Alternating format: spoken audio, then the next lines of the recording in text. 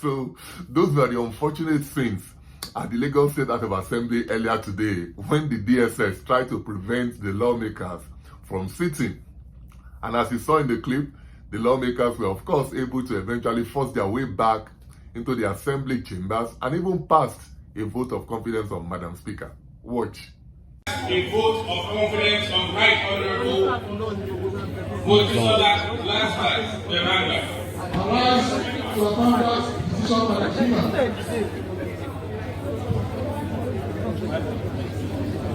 Honorable Ogle.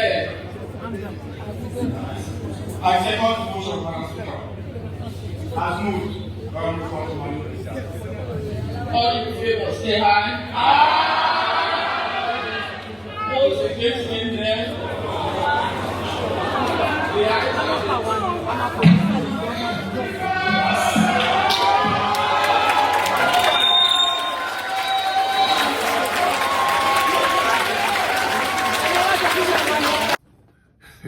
But as much as that can be soothing, the real vote of confidence that Madam Speaker needs right now, I reckon, is that of this man, you see right here. But it doesn't look like she has it as of yet.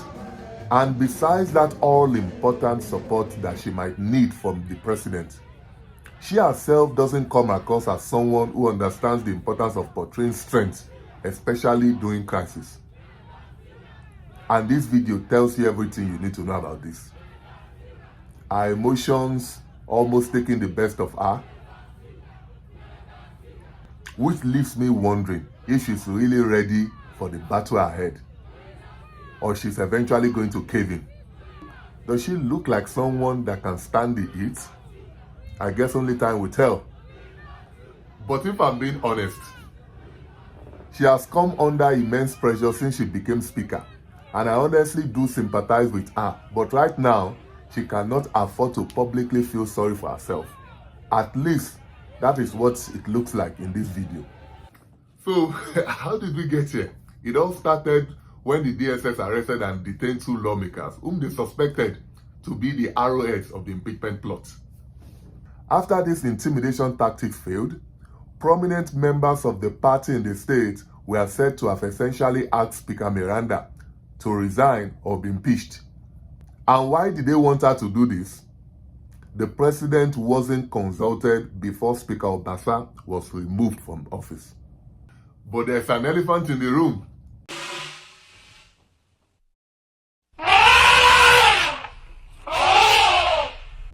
Under whose authority is the DSS carrying out these intimidation and illegal activities? Doesn't all this suggest President Tinubu wants Obasa returned as Speaker? The DSS has been intimidating lawmakers in the state since Speaker Obasa was removed, which of course came to his head today, and the president cannot feign ignorance. After all, wasn't it the same president that did this when the same DSS and the EFCC were shamelessly fighting over a building a little over a year ago?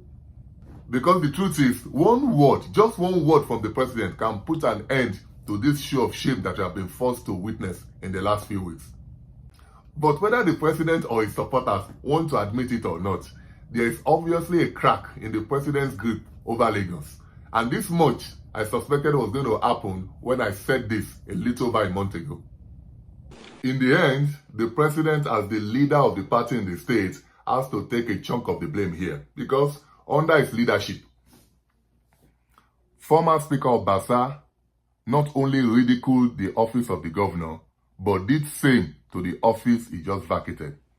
My advice to the president is to relinquish or give Governor Sanwo-Olu more powers to direct the affairs of the state like his counterparts are doing in other parts of the country. But should the president think that he can lead a complex country like Nigeria and at the same time direct the affairs of a state like Lagos State without necessarily relinquishing some powers to someone like Governor Sanwo-Olu? I guess he's sure in for an unpleasant surprise. And at the risk of sounding like a broken record, I will say this yet again. It's obvious that the president no longer have the time and energy to both be the leader of Nigeria and Lagos State at the same time. The president should give Governor Sanwo-Olu the powers to function as the governor of Lagos State. If not, something more embarrassing than what we have witnessed in the last few weeks is coming.